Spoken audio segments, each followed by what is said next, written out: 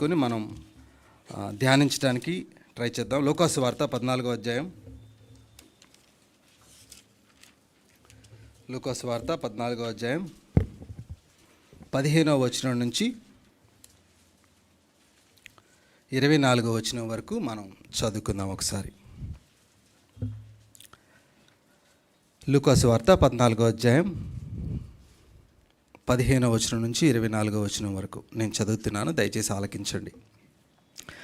ఆయనతో కూడా భోజన పంక్తిని కూర్చుండిన వారిలో ఒకడు ఈ మాటలు విని, దేవుని రాజ్యంలో భోజనము చేయువాడు ధన్యుడు అని ఆయనతో చెప్పగా, ఆయన అతనితో ఇట్లా నేను, ఒక మనుష్యుడు గొప్ప విందు చేయించి అనేకులను పిలిచెను.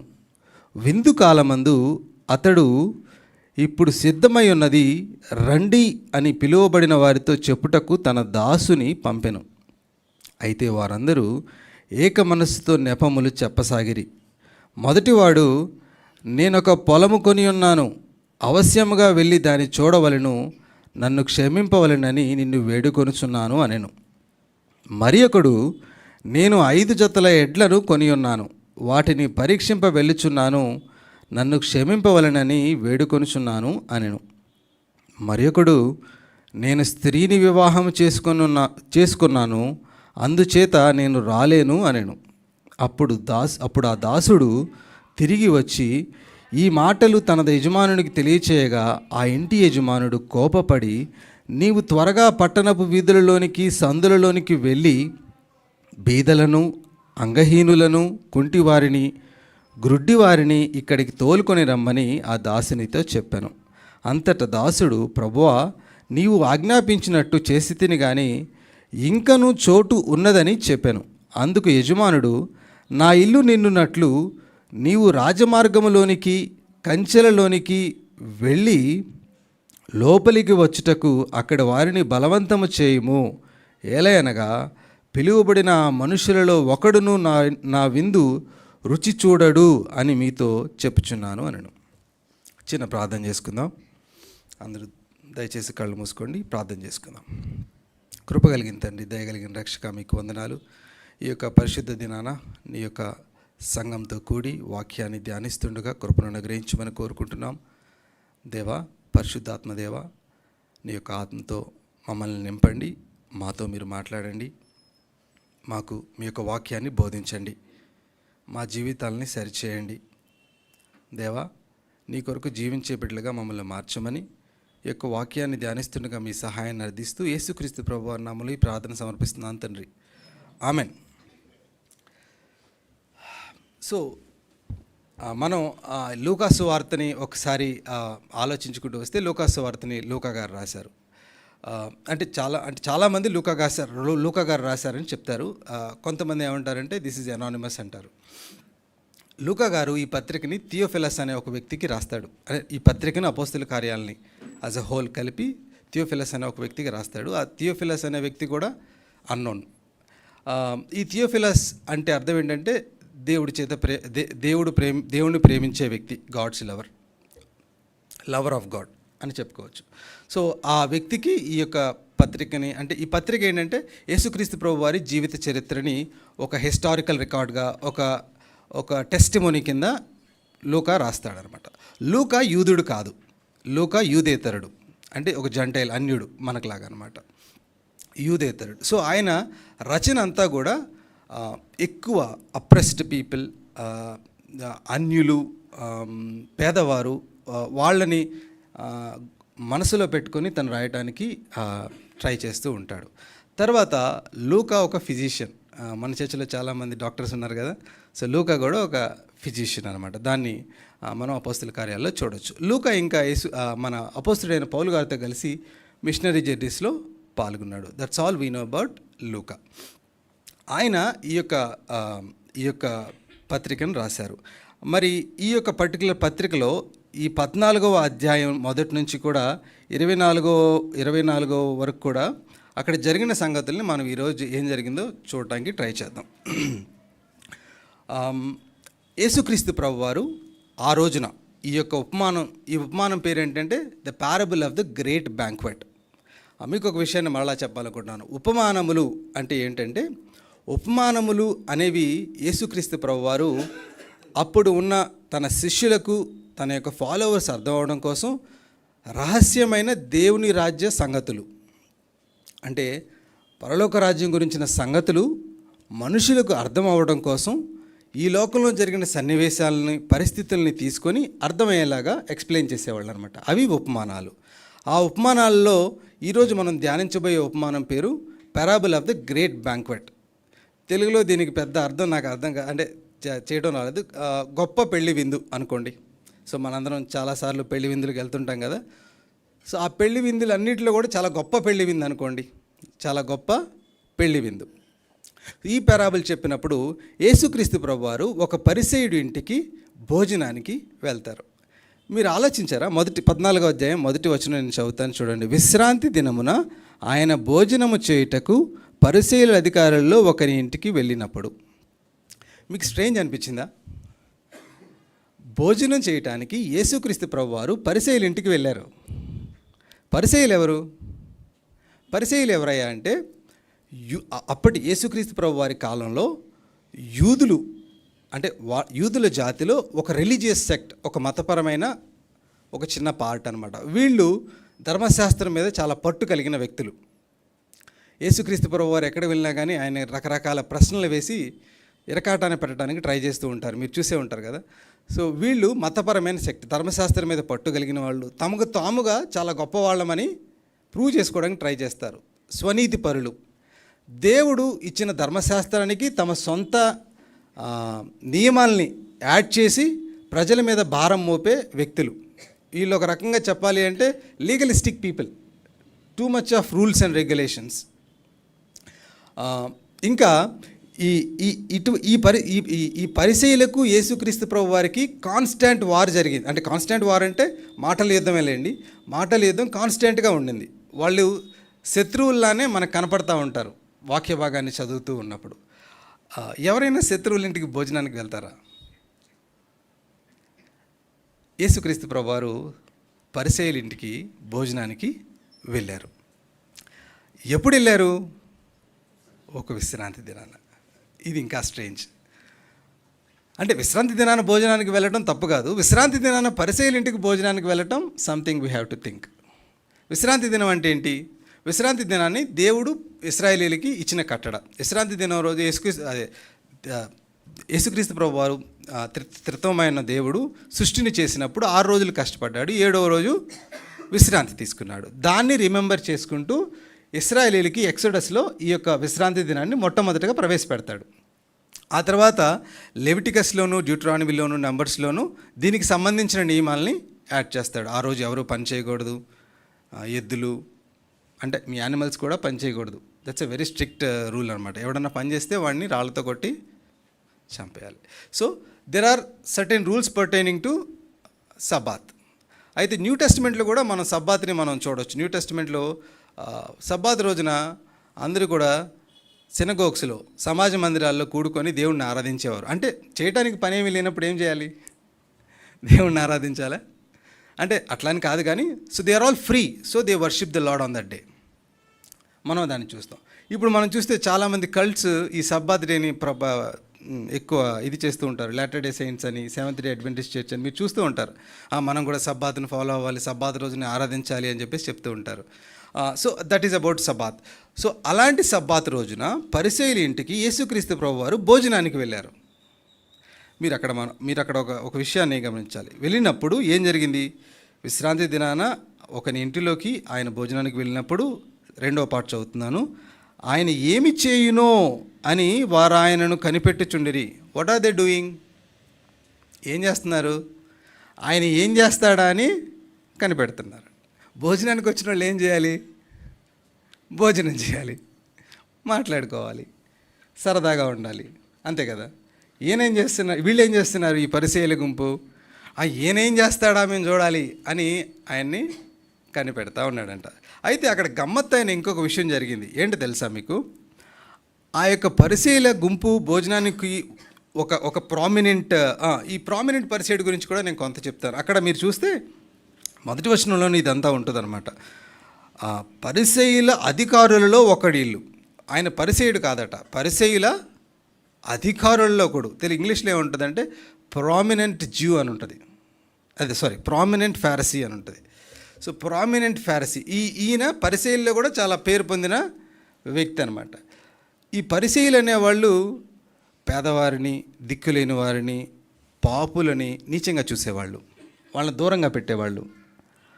అటువంటి ఒక ప్రామినెంట్ జ్యూ ఇంటికి ఒక జబ్బు చేసిన వ్యక్తి, అంటే 2వ వచనంలో చూడండి, అక్కడ జలోదర రోగం కలిగిన ఒకడు ఆయన ఎదుట ఉండెను.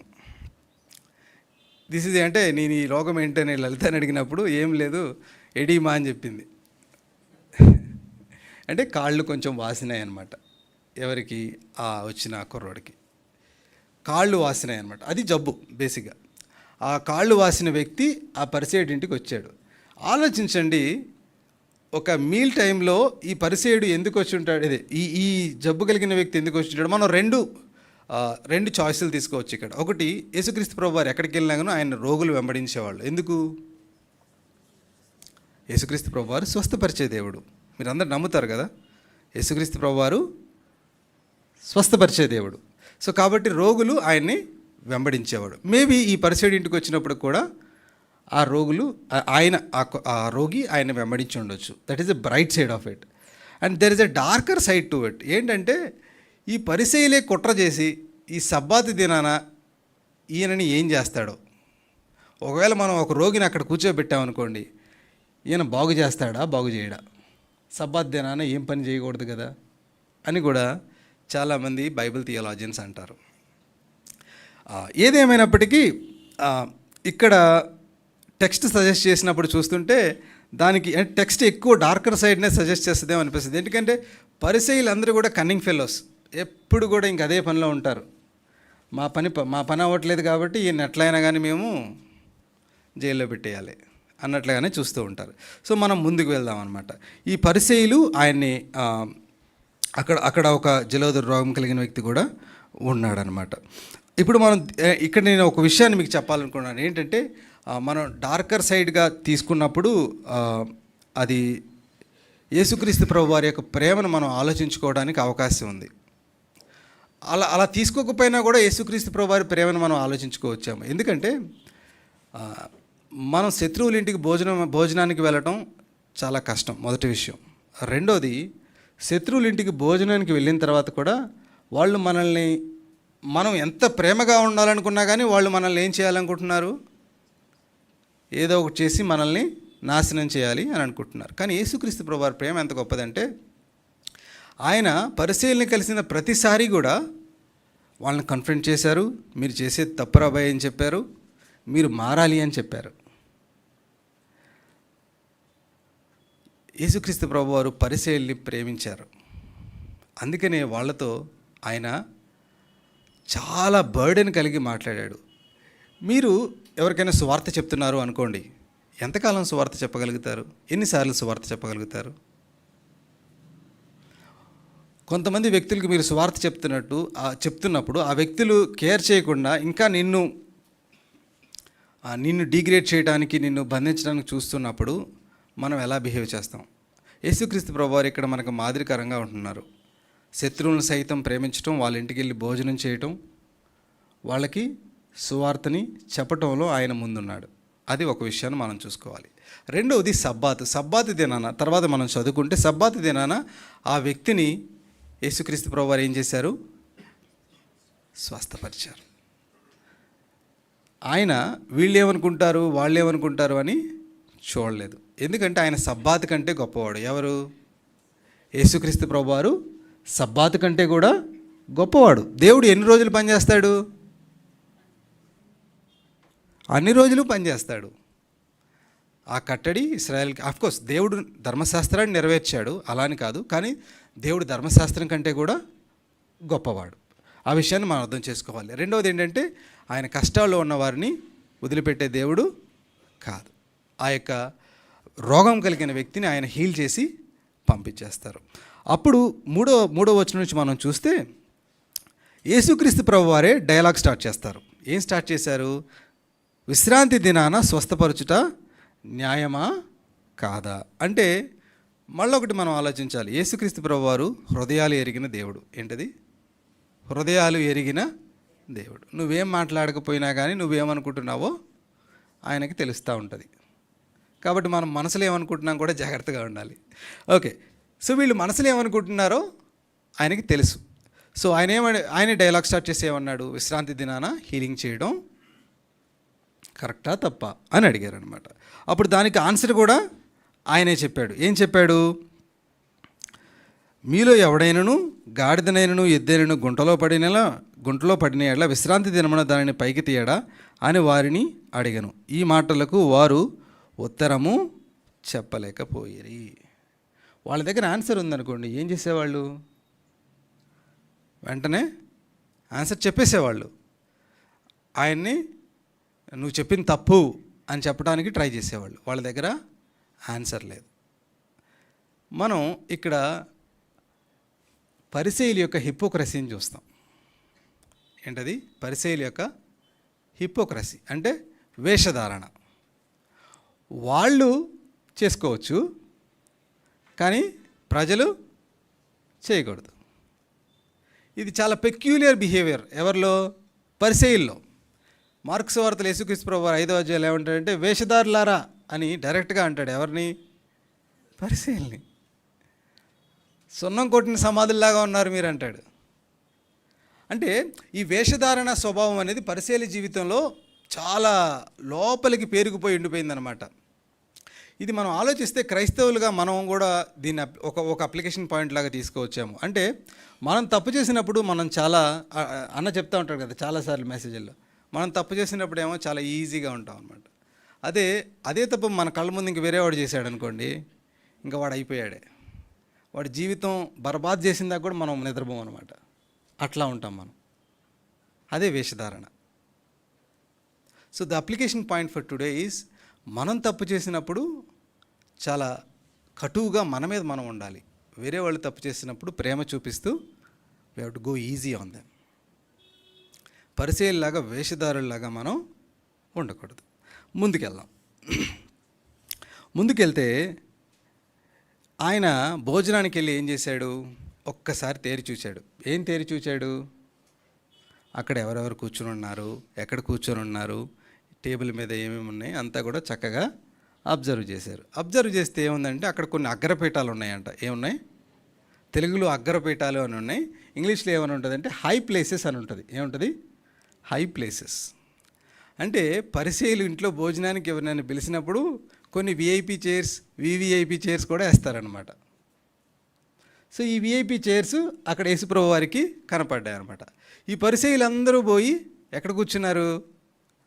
విఐపి చైర్స్లో కూర్చున్నారు. జనరల్ సెక్షన్లో ఎవరు కూర్చోలేదు. అర్థమవుతుందా? పరిసయ్యుల యొక్క ఇంకొక దారుణమైన క్వాలిటీని ఇక్కడ యేసుక్రీస్తు ప్రభువారు వారికి చెప్పడానికి ట్రై చేశారు. ఏంటది? Seating on the VIP places. మీరు చూస్తే చాలా క్లియర్గా ఉంటుంది. అక్కడ వాళ్ళందరూ అగ్రపీఠలను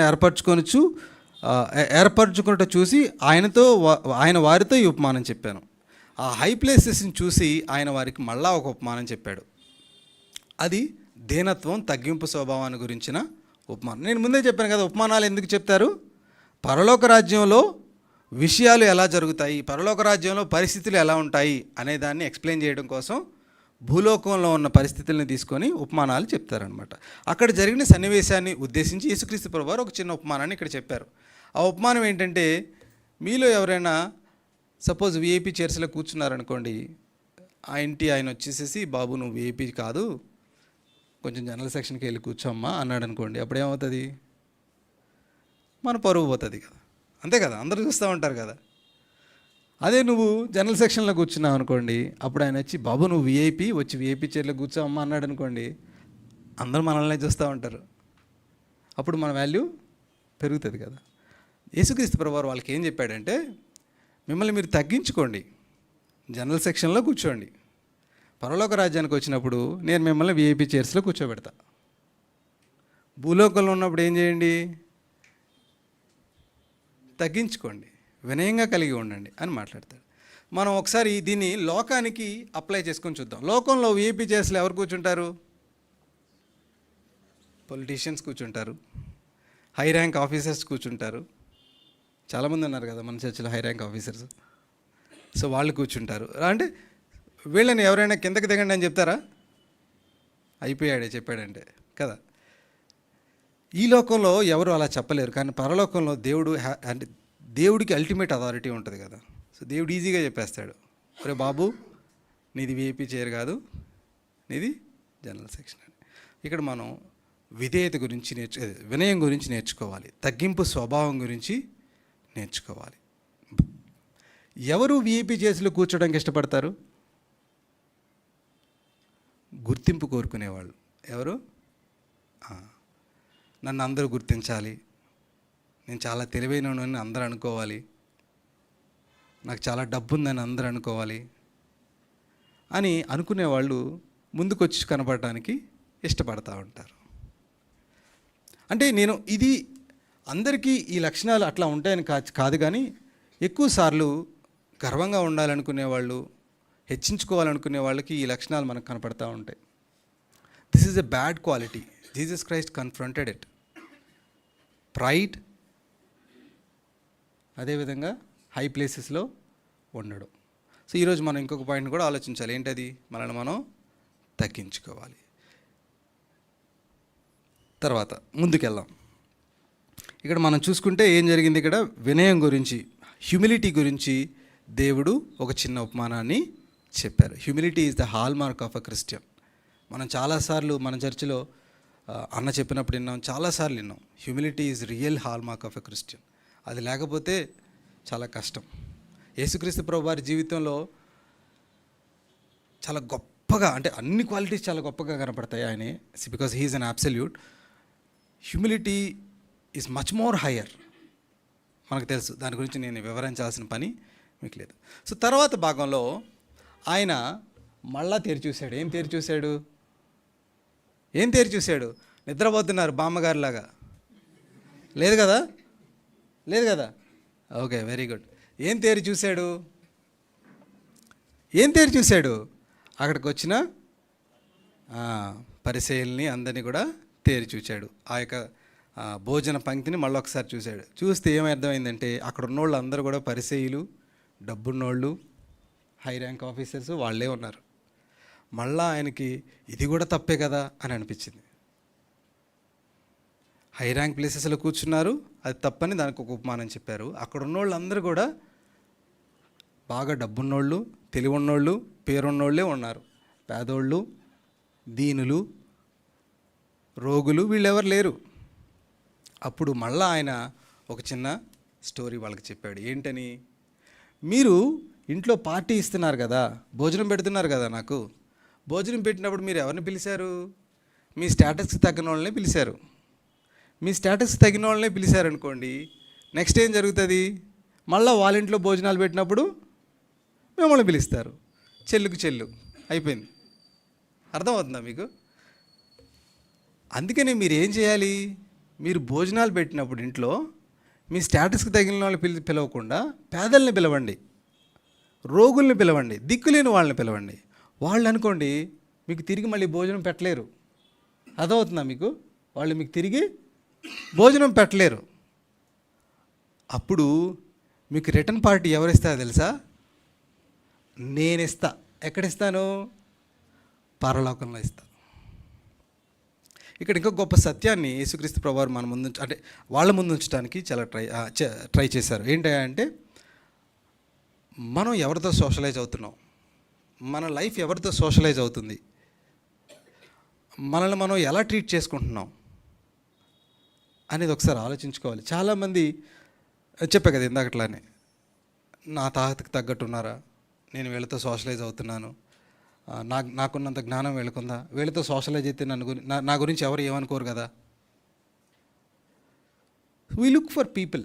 అట్లా మన గురించి ఆలోచించే వాళ్ళ గురించి మనం ఎక్కువ ఆలోచిస్తాం అన్నమాట. సో ఇది ఒకటి మనం ఆలోచన. రెండోది జనరాసిటీ. ఏంటది? Generosity is another hall mark of Christian. దాతృత్వం, షేరింగ్, మనకున్న దాన్ని వేరే వాళ్ళతో పంచుకోవడం, ప్రత్యేకంగా లేని వారితో పంచుకోవడం. ఎవరితో పంచుకోవడం? లేని వారితో పంచుకోవడం అన్నమాట. Generosity is another hall mark of Christian. దాన్ని పరిశీలికి అర్థం అవ్వాలని చెప్పి ఆయన అక్కడ మళ్ళా చిన్న స్టోరీ చెప్పారనమాట. బాబు, మీరు పార్టీలు చేసుకునేటప్పుడు మీకు తగ్గ వాళ్ళని పిలవటం కాదు, పేదవాళ్ళని కూడా ఇంక్లూడ్ చేసుకోండి అని చెప్పాడు. నేను దీన్ని ఆలోచిస్తున్నప్పుడు నేను క్వైట్ టైమ్స్ చేసుకుంటున్నప్పుడు కొన్ని విషయాలు నాకు గుర్తించాయి అనమాట. ఏంటంటే అపోస్తలుడైన పౌలు కొరింథీయులకు రాసుకుంటూ ఏమంటాడంటే, మీ చర్చిల్లో ఏం జరుగుతుందంటే బాగా డబ్బున్న వాళ్ళకి ఎక్కువ ప్రాధాన్యత ఇస్తున్నారు, డబ్బు లేని వాళ్ళకి తక్కువ ప్రాధాన్యత ఇస్తున్నారు. వాళ్ళని సరిగ్గా చూడట్లేదు. డబ్బున్న వాళ్ళకేమో కుర్చీలు వేస్తున్నారు, డబ్బు లేని వాళ్ళనేమో కింద కూర్చోబెడుతున్నారు. దిస్ ఈజ్ వెరీ బ్యాడ్ అని చెప్పి లెటర్లో మెన్షన్ చేస్తాడు. ఎవరు? సంఘంలో ఇలా ఉండకూడదు కదా, క్రైస్తవులు ఇలా ఉండకూడదు కదా అంటాడు. హెబ్రీయులకు రాసిన గ్రంథకర్త కూడా పార్షియాలిటీ గురించి మాట్లాడతాడు. సంఘం అనేది ఇంపార్షియల్గా ఉండాలి. ఆదిమ క్రైస్తవ సంఘంలో వచ్చిన మొట్టమొదటి గొడవ ఏంటి చెప్పండి? పార్షియాలిటీ. హెలెనిస్టిక్ జ్యూస్ని అంటే జ్యూస్ మధ్య, జ్యూస్ కాని వాళ్ళకి జ్యూస్ వాళ్ళకి మధ్య గొడవ, ఒకళ్ళనొకళ్ళు సరిగ్గా చూడట్లేదని. మొట్టమొదటి డీకన్స్ని ఎందుకు ఎన్నుకున్నారు? అందరూ సమానమే సంఘంలో అనే ఒక సత్యాన్ని చెప్పడం కోసం అప్పుడున్న పెద్దలు, పేతురు గారు వాళ్ళందరూ కూడా డీకన్స్ని పెట్టారు, సంఘ పెద్దల్ని నియమించారు. అదంతా మనకు తెలుసు కదా. సో కాబట్టి సంఘంలో అందరూ సమానమే, హై ప్లేసెస్లు హై ర్యాంక్స్లు ఎవరికి ఉండవు. అదేవిధంగా అందరూ కూడా దాతృత్వం కలిగి జీవించాలి, జనరస్గా మనం ఉండాలి. అర్థమవుతుందా? సో 14వ అధ్యాయం మొదటి నుంచి మొదటి 11 వచనాలు కూడా ఈ విషయాలను మనకు బోధిస్తున్నాయి. ఈ 11 వచనాల్లో మనం ఏం నేర్చుకున్నాం? మన శత్రువుల్ని మనం ప్రేమించాలి, వాళ్ళ మీద మనం బర్డెన్ కలిగి జీవించాలి, వారి గురించి మనం ప్రార్థన చేయాలి, వారికి మనం బోధించాలి. యేసుక్రీస్తు ప్రభువు వారు ఏం చేశాడు? అవకాశం దొరికినప్పుడల్లా వారికి బోధించాడు. అఫ్కోర్స్ వాళ్ళు మారలేదు, కానీ అవకాశం దొరికినప్పుడల్లా ఆయన బోధించాడు. నికోదేమస్ అనే ఒక వ్యక్తి ఉండేవాడు, మీకు గుర్తున్నాడా? నికోదేమస్ చచ్చిపోయిన వాడు మరలా ఎలా కడుపులో ప్రవేశించగలడు అనే ప్రశ్న అడిగాడు కదా. ఆయన యేసుక్రీస్తుని నమ్ముకున్నట్టు మనం తర్వాత చూసుకోవచ్చు. ఆయన కూడా one of the prominent Pharisees. So యేసుక్రీస్తు ప్రభు వారు తన శత్రువు గురించి ప్రేమించారు, ప్రార్థించారు, బోధించారు. తర్వాత రెండో విషయం ఏంటంటే, ఆయన అక్కడ ఏంటది హై ప్లేసెస్ గురించి మనల్ని మనం హెచ్చించుకుంటున్నామా, తగ్గించుకుంటున్నామా? హెచ్చించుకుంటే తగ్గించబడతాం, తగ్గించుకుంటే పరలోకంలో హెచ్చింపబడతాం. మనం వినయం, తగ్గింపు స్వభావాన్ని కలిగి ఉండాలి. మూడవది ఏంటి? జనరాసిటీ కలిగి ఉండాలి. ఏముండాలి? జనరాసిటీ కలిగి ఉండాలి, దాతృత్వం కలిగి ఉండాలి. మనం ఎవరితో సోషలైజ్ అవుతున్నామో దాన్ని కూడా మనం ఆలోచించాలన్నమాట. ఇప్పుడు మనం అసలు టెక్స్ట్లోకి వద్దాం. ఏంటది? మన యొక్క parable of the great banquet, గొప్ప పెళ్ళి విందు. మీరందరూ సిద్ధమేనా? మరి గొప్ప పెళ్ళి విందుకు సిద్ధమేనా? మీరందరూ సిద్ధమేనని నేను అనుకుంటున్నాను అనమాట. సో మనం ముందుకు వెళదాం. అప్పుడు ఒక గమ్మత్తైన విషయం జరిగింది. ఇవన్నీ యేసుక్రీస్తు ప్రభు వారు చెప్తూ ఉన్నప్పుడు చాలా గమ్మత్తులు జరుగుతున్నాయి కదా ఇక్కడ. సో ఒక గమ్మత్తైన విషయం జరిగింది. ఏంటో గమ్మత్తైన విషయం ఏంటంటే, వాళ్ళల్లో ఒక పరిసయ్యుడు చటుక్కుమని లేచి ఒక సమాధానం చెప్పాడు. ఏంటో సమాధానం అంటే, నేను 15వ వచనాన్ని చదువుతున్నాను చూడండి. ఆయనతో కూడా భోజన పంక్తిని కూర్చుండిన వారిలో ఒకడు ఈ మాటలు విని, అంటే ఇప్పటివరకు యేసుక్రీస్తు ప్రభు వారు చెప్పిన మాటలు విని, దేవుని రాజ్యంలో భోజనం చేయవాడు ధన్యుడు అని ఆయనతో చెప్పగా, సడన్గా టాపిక్ మారిపోయింది. ఏం మారిపోయింది? టాపిక్ మారిపోయింది. ఈ పరిసయ్యుడు ఎందుకు సడన్గా టాపిక్ మార్చాడో మనకు తెలియదు. మేబీ పరిసయ్యుడు కొంచెం భయపడి ఉంటాడు. ఎందుకు? అబ్బా, అనవసరంగా టెన్షన్ అయిపోతుంది, మనం భోజనం చేయడానికి వచ్చాము, ఆయన ఏమో పరిసయ్యుల్ని ఉద్దేశించి ఎట్లా అంటున్నాడు, మన పరువు అంతా పోతుంది, ఎందుకు ఈ తలకాయ నొప్పి మనకంతా అని చెప్పేసేసి టాపిక్ మార్చి ఉండొచ్చు. ఏంటి ఆ టాపిక్ మారవడం? దేవుని రాజ్యంలో కూడా ఒక పెళ్లి విందు జరుగుతుంది. ఏం జరుగుతుంది? దేవుని రాజ్యం అంటే ఎక్కడ? పరలోకంలో కూడా ఒక పెళ్లి విందు జరుగుతుంది. ఆ పెళ్లి విందులో భోజనం ఎవరైతే చేస్తారో వాళ్ళు ధన్యులు అని ఒక స్టేట్మెంట్ ఇచ్చాడు. అది ఒక అలా మనం ఒకలాగా అర్థం చేసుకోవచ్చు. రెండవది ఏంటంటే యేసుక్రీస్తు ప్రభువారు పరిసయ్యుల యొక్క వాదనలు లేకపోతే వాళ్ళ ఉద్దేశాలని తప్పని చెప్తున్నారు కాబట్టి మనకు కూడా ఒక స్ట్రాంగ్ పాయింట్ ఉండాలని చెప్పి ఈ పరిసయ్యుడు ఏం చేసి ఉంటాడంటే, పరలోక రాజ్యంలో ఒక విందు జరుగుతుంది, ఆ విందుకు మేము అందరం వెళ్తున్నాము అని ఇండైరెక్ట్గా చెప్తున్నాడేమో. పరలోక రాజ్యంలో ఒక విందు జరుగుతుంది, ఆ విందుకు మేమందరం కూడా వెళ్తున్నాము. ఇది చాలా యాప్ట్గా అర్థమవుతుంది. ఎందుకంటే యేసుక్రీస్తు ప్రభువారు వెంటనే ఉపమానం చెప్తారు. ఏం చెప్తారు? వెంటనే మళ్ళా ఒక ఉపమానాన్ని చెప్తారు. ఆయన పరిసయ్యుల యొక్క ప్రతి విధమైన తప్పుడు ఆలోచనని ఖండించాడు. ఆయన చెప్పే ఉపమానమే ఈరోజు మనం ధ్యానించబోతున్నాం. సో ఉపమానం 16వ వచనం నుంచి ఉంటుంది అనమాట. ఆయన అతనితో ఇట్లనెను. ఎవరైతే ఆ యొక్క స్టేట్మెంట్ చేశారో ఆ వ్యక్తితో ఈ విధంగా అంటున్నాడు అనమాట. ఏమంటున్నాడు? ఒక మనుష్యుడు గొప్ప విందు చేయించి అనేకులను పిలిచాను. సేమ్ ఒక మనుష్యుడు ఉన్నాడంట. ఆ మనుష్యుడు ఏం చేశాడు? గొప్ప విందు చేయించి అనేకులు అంటే చాలామందిని పిలిచాడు. నేను కొన్ని ఇంట్రడక్షన్స్ మీకు ఇస్తానన్నమాట. ఇక్కడ ఈ విందు ఈ కాంటెక్స్ట్ అంతా మనకు అర్థమవుతుంది కదా. ఇదంతా ఎక్కడ జరుగుతూ ఉంది? ఒక పరిసయ్యుడి ఇంట్లో జరుగుతుంది. అంటే రిలీజియస్ బ్యాక్గ్రౌండ్ ఉన్న యూదుల ఇంట్లో జరుగుతూ ఉంది. ఇప్పుడు పెళ్లి విందు అంటే మన ఊర్లో జరిగే పెళ్లి విందులాగా ఉండదు కదా. అది ఎలా ఉంటుంది? యూదుల దగ్గర జరిగే పెళ్లి విందులాగా ఉంటుంది. సో మనం ఎప్పుడు కూడా అక్కడికి వెళ్ళి ఆలోచించాలి. యూదుల పెళ్ళిళ్ళు ఎలా జరుగుతాయి? యూదుల పెళ్ళిళ్ళు దాదాపు 7 రోజులు జరుగుతాయంట. అంటే యేసుక్రీస్తు కాలంలో, ఇప్పుడు కాదు, యేసుక్రీస్తు ప్రభువారు ఉన్న కాలంలో యూదుల పెళ్ళిళ్ళు దాదాపు 7 రోజులు జరుగుతాయంట. వాళ్ళకి ఆహ్వానాలు ముందే పంపిస్తారు. ఆహ్వానాలు పంపించిన తర్వాత గెస్ట్లు అందరూ రావాలి. వచ్చిన వాళ్ళందరూ 7 రోజులు కూడా ఉండాలంట. 7 రోజులు ఉండి వాళ్ళు పెట్టిన భోజనాలు తిని ఆశీర్వదించి వెళ్ళాలన్నమాట. ఎంజాయ్ చేయాలి. ఎవరైనా గెస్ట్లు ఇన్వైట్ చేసినప్పుడు రాలేదనుకోండి, వాళ్ళు అది అవమానకరంగా ఫీల్ అయ్యేవాళ్ళంట. అది పిలిచిన వాడిని రెస్పెక్ట్ చేయకపోవడం మొదటిది, పిలిచినందుకు కృతజ్ఞత లేకపోవడం, ఇవన్నీ కూడా వాళ్ళు కన్సిడర్ చేసేవాళ్ళు. రెండవది, ఒకవేళ ఆ పెళ్లి విందు చేసే ఆయన ధనికుడు అనుకోండి, ఆ టౌన్ మొత్తాన్ని పిలిచేవాడంట. ఒకవేళ సపోజ్ ఒక పెద్ద టౌన్ ఉందనుకోండి, ఆ టౌన్లో ఉన్న వాళ్ళందరూ కూడా ఆ పెళ్లి విందుకు హాజరయ్యేవాళ్ళు అనమాట. సో అట్లాంటి గొప్ప గొప్ప విందులు యూదులు చేసుకునేవాళ్ళట.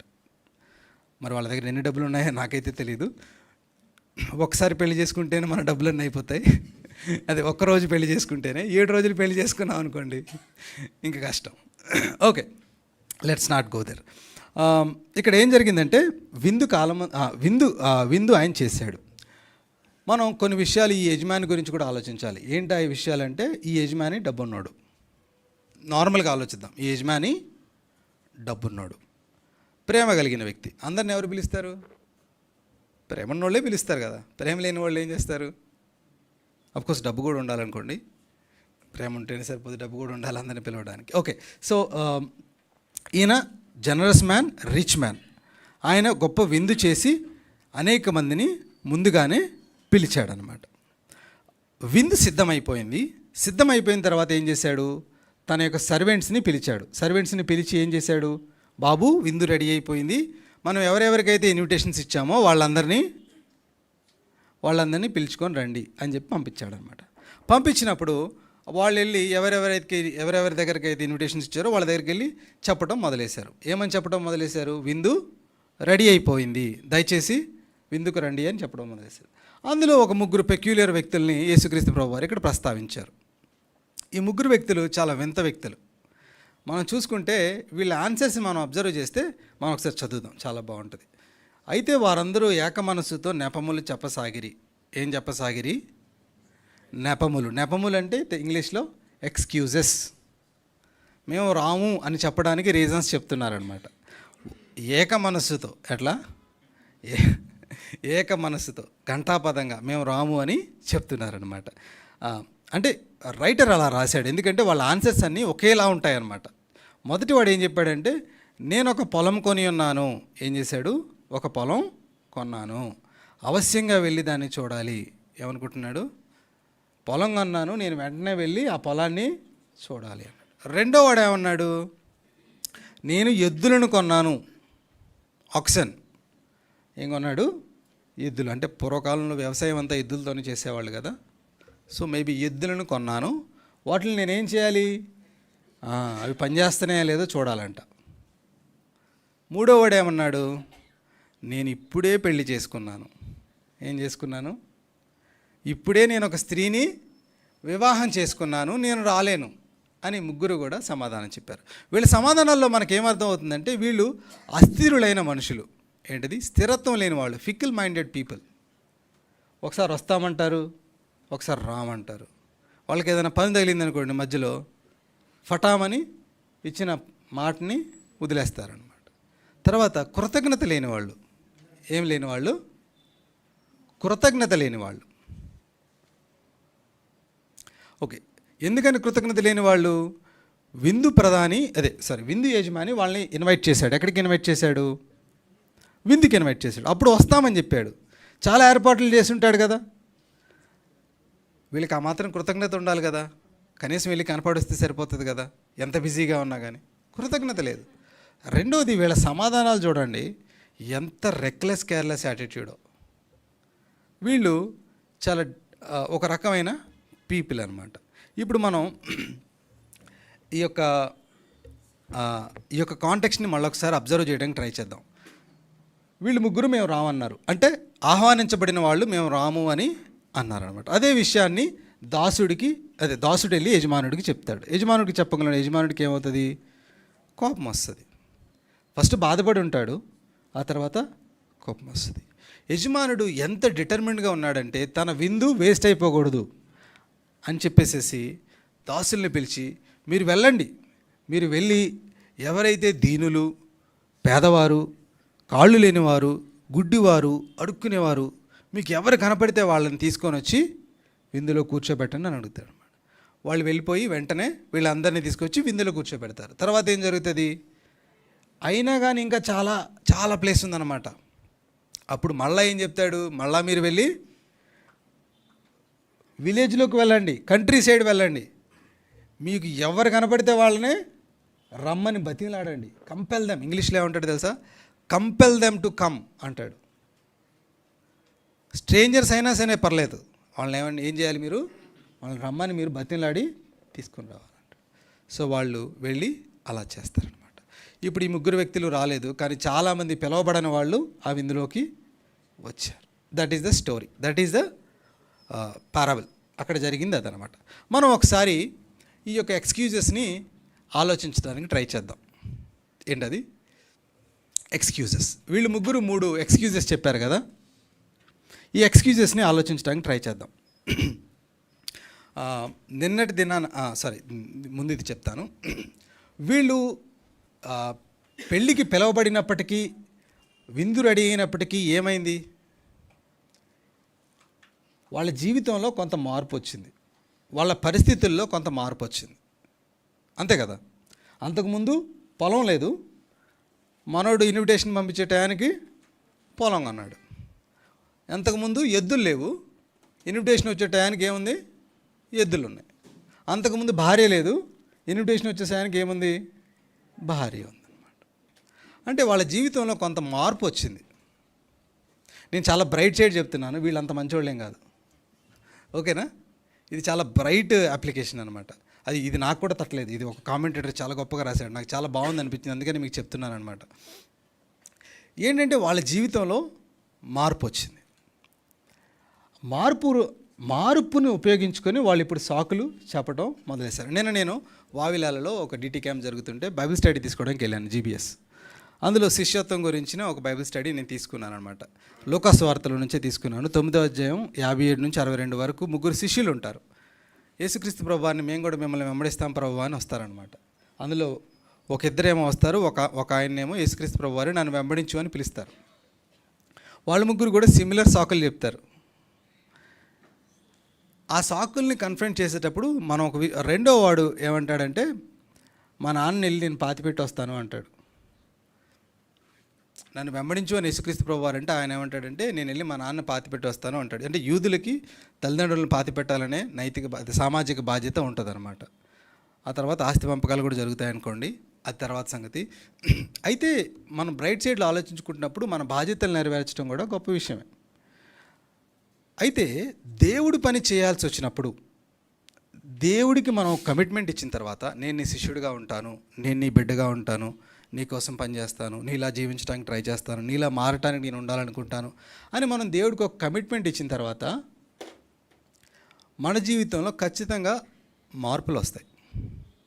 మనం వాగ్దానం చేసినట్లు ప్రతిరోజు ఉండదు. మనం బాగా ఎమోషనల్ అయిపోయి కమిట్మెంట్ తీసుకొని డెడికేట్ అయిపోయి వెళ్ళిపోయిన తర్వాత చాలా విషయాలు మారుతాయి. రోజు రోజు విషయాలు మారుతూ ఉంటాయి, పరిస్థితులు మారుతూ ఉంటాయి మన జీవితంలో. అని దేవుడి పని అనంగంలోనే ఇంకా ఎక్కువ వస్తాయి చెప్పాలంటే. యేసుక్రీస్తు ప్రభువారు ఆ శిష్యులకు ఒక మాట అంటాడు, నాగటి మీద చేయి పెట్టి వెనక్కి తిరుగువాడు నా పనికి పాత్రుడు కాదు. So what ever May change, if you want to, అంటే చేయాలనుకుంటే చెయ్యి, లేకపోతే వెళ్ళిపో, అంతే. సో ఇన్విటేషన్ వచ్చింది, మార్పులు వచ్చినాయి, రావాలనుకుంటే రా, లేకపోతే లేదు. That is the thing. అయితే మార్పులు ఖచ్చితంగా వస్తాయి. రెండో విషయం ఏంటంటే ప్రయారిటీస్. ఏంటది? Priorities. What is my priority? అంతకుముందు ఇన్విటేషన్ నా ప్రయారిటీ, ఇప్పుడు నా ప్రయారిటీ ఏంటి? ఇల్లు, ఎద్దులు, తర్వాత పొలం. ఆ కామెంటేటర్ చాలా గొప్పగా ఎలా ఎగ్జాంపుల్స్ ఇచ్చాడంటే దీనికి, పొలం అంటేనంట బిజినెస్ అంట. ఏంటది? పొలం అంటే బిజినెస్. పొలం కొన్నాడు, బిజినెస్ చేస్తాడు, ఇంకెక్కువ సంపాదిస్తాడు. రెండోది ఎద్దులు, పని చేసుకుంటాడు, సో పని, వర్క్.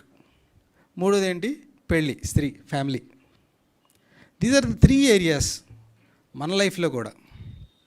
దేవుడు పని అనంగంలోనే వచ్చే అడ్డుబండ్లు: పని, బిజినెస్, ఫ్యామిలీ. తప్పు కాదు, పని చేసుకోవడం తప్పు కాదు, పని చేసుకోవాలి. ఫ్యామిలీని కలిగి ఉండడం తప్పు కాదు, ఫ్యామిలీ ఉండాలి, ఫ్యామిలీ సంతోషంగా ఉండాలి. బిజినెస్ చేసుకోవడం కూడా తప్పు కాదు.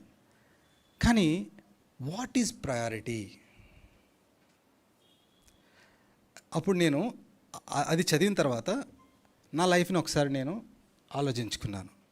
ఎన్నిసార్లు చర్చ్ ప్రేయర్ మీటింగ్స్ని డుమ్మా కొట్టాం, ఏం సాకులు చెప్పాం.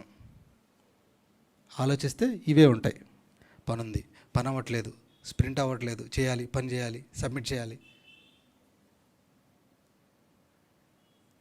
పాప ఏడుస్తుంది, పాప నిద్రపోలేదు రాత్రి, మనకు నిద్ర లేదు రాత్రి, ఈరోజు చర్చికి వెళ్ళటం అవసరమా? ఇలా ఆలోచిస్తూ ఉంటారనమాట. అర్థమవుతుందా? అండ్ క్వైట్ టైం, మనం ఎన్నిసార్లు క్వైట్ టైం ప్రేయర్ని పోస్ట్ పోన్ చేసాం ఈ సాకులు చెప్పుకుంటూ. అది కూడా మనం ఆలోచించాలి. So priorities changed. పరిస్థితులు మారాయి, ప్రయారిటీస్ కూడా మారాయి, అండ్ అవి చాలా అర్జెంట్. వాళ్ళు ముగ్గురు ఏం చెప్పారు? I must go now, I'm on my way, I can't come. They are all urgent things. ఇవి కూడా మనం ఆలోచించాలి. అయితే ఇక్కడ వాళ్ళకి యేసుక్రీస్తు ప్రభు వారు చెప్పిన విషయం ఏంటంటే, పరలోక రాజ్యంలోకి ఎవరు వెళ్తారు, పరలోక రాజ్యంలోకి ఎవరు వెళ్తారు అనే దాని గురించే ఆయన బోధించాడు. దాన్ని మనం ఒకసారి ఆలోచించుకొని ముగించుకుందాం. ఇక్కడ ఆయన చెప్పిన ఉపమానంలో పరలోక రాజ్యంలోకి ఎవరు వెళ్తారో అనే విషయాన్ని ఒక పెళ్లి విందును ఆధారం చేసుకొని బోధించాడు అన్నమాట. ఇప్పుడు పెళ్లి విందుకు రాని వాళ్ళు 3 ఉన్నారు, పెళ్లి విందుకు వచ్చిన వాళ్ళు చాలామంది ఉన్నారు. ఈ పెళ్లి విందుకు రాని 3 ఎందుకు పెళ్లి విందుకు వచ్చి ఉండరు? మీరు ఆలోచించండి.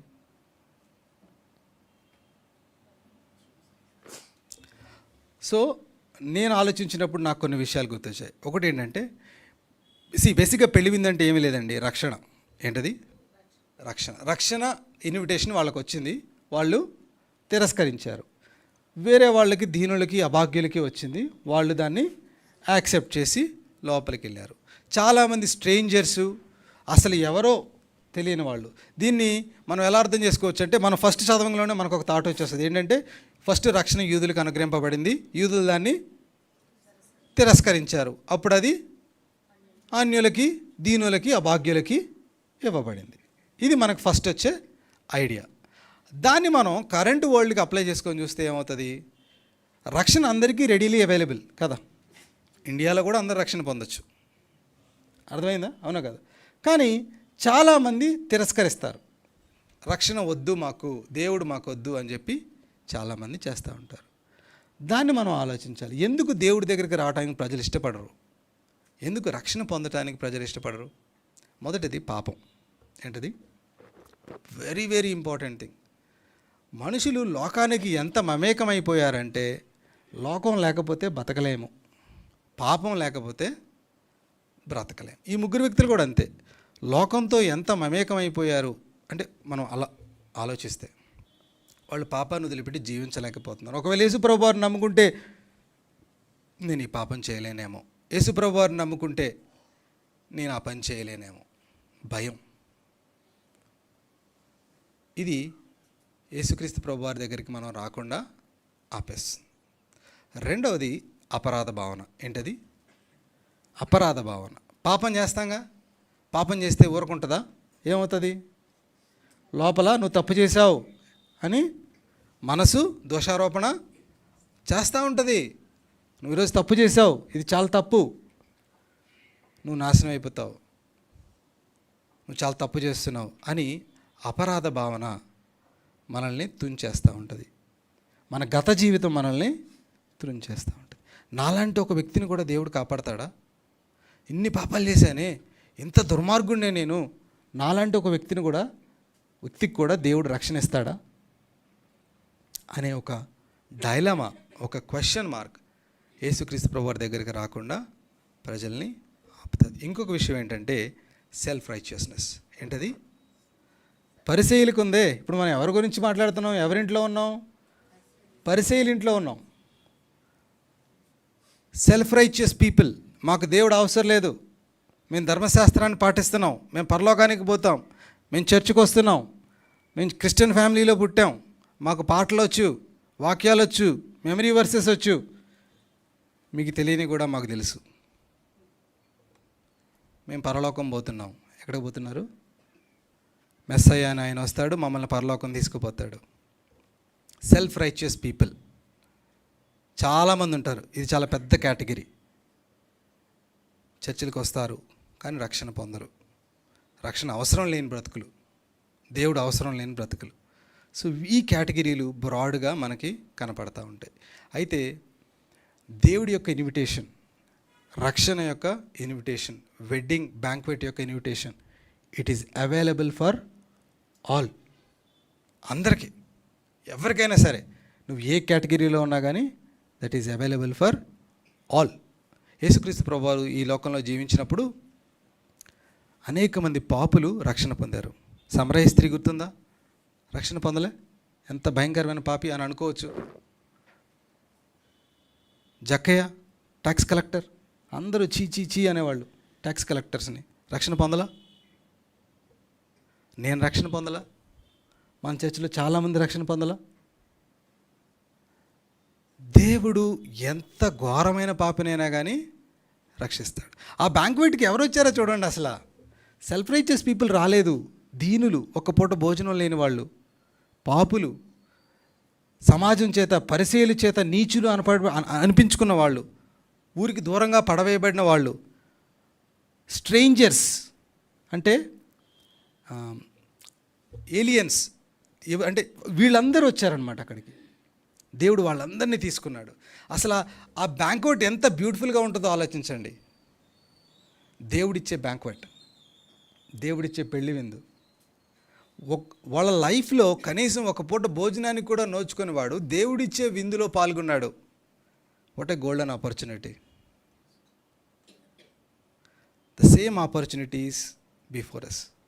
అయితే మనలో చాలామంది ఆపర్చునిటీని యూస్ చేసుకున్నారు, ఆ యొక్క బ్యాంక్వెట్లోకి అడుగు పెట్టారు. అయితే స్టిల్ దేర్ ఆర్ పీపుల్. యేసుక్రీస్తు ప్రభువారు తన యొక్క సేవకుల్ని పంపించాడు కదా. పంపించాడు లేదా? The role of the servants also is very important. యేసుక్రీస్తు ప్రభువారు బ్యాంక్వెట్కి పిలవమని సేవకులను పంపించాడు. అండ్ ఆ సేవకులందరూ ప్రతి ఆదివారం ప్రతిరోజు కనపడినప్పుడల్లా బాబు బ్యాంక్వెట్కి రా అని పిలుస్తున్నారు. యేసుక్రీస్తు ప్రభువారు హృదయం అనే తలుపు దగ్గర నిలబడి తట్టుచున్నాడు. ఎంతకాలం నుంచి వెయిట్ చేస్తున్నాడో నీకు నాకు తెలియదు. ఒకవేళ మనం ఓపెన్ చేసామనుకోండి, ఆయన మన హృదయంలోకి వస్తాడు, మన ఇంట్లోకి వస్తాడు. మనం ఆయనతో కలిసి ఏం చేయొచ్చు? ఆయనే అన్నాడు కదా అక్కడే అదే వర్స్లో, నేను మీతో కలిసి భోజనం చేస్తాను అన్నాడు. So blessed is the man who eats at the feast of the lord in heaven. కళ్ళు మూసుకొని ప్రార్థన చేసుకుందాం.